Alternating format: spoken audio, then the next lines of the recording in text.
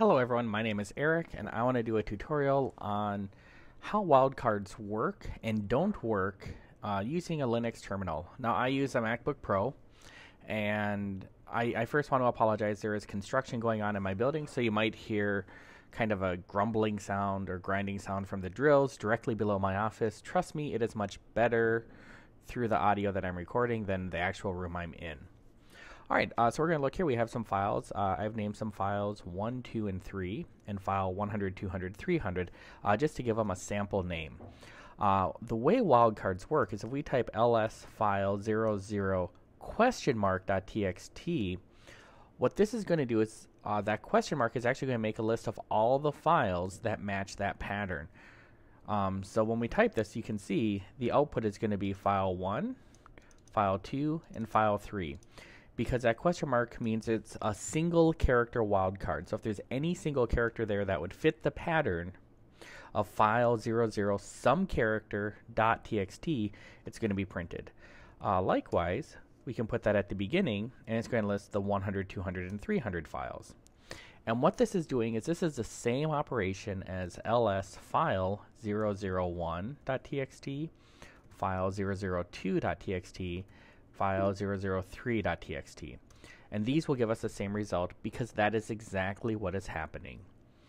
The reason I'm making this tutorial is I had a question where someone said, why is it if I want to move a file or rename a file, I can do a command like move file 001 to new file 001, and why can't I rename all the files very quickly like this? And, you know, the move command will work, but we can't move all the files because there can only be one destination. And this new file doesn't exist. So when we do this, what's going to happen is this new file is not even going to be in our list. Let me do this as an ls to sort of show you what's going to happen. If we do ls, there is no new file, but it does find the 3 text files. And what's really happening with our move command is we're really saying move file 001, file 002, and file 003. And this is what the move command would come out to because the new file does not exist. And it would really be trying to move 2 files into the third one. It would only work if we had 2 files that meet the pattern. And it wouldn't really be the operation we want. So if you want to move multiple files, you're going to need to use a script or some other tool or do everything manually. I've been known to have Python scripts or Perl scripts to do this work for me, or I just use the up arrow with my move commands to do it, and it is a little time consuming. It's really not too much work to write a batch renaming program. I just haven't done it yet.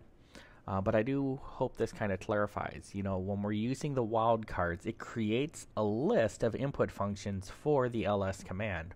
And I hope that kind of clarifies what's going on with the wildcard characters. One other wildcard character, just to throw it out there, would be if we want a ls file star.txt, this is going to list everything.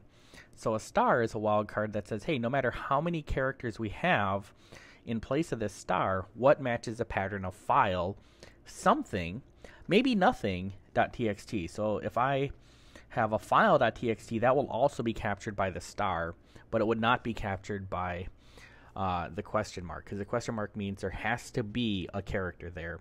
The star means anything that matches a pattern with 0 or more characters in this place, we're gonna add to our list of things that we're sending to the program. So that's how the wildcards work in Bash, and I hope this is useful. Thank you for your time.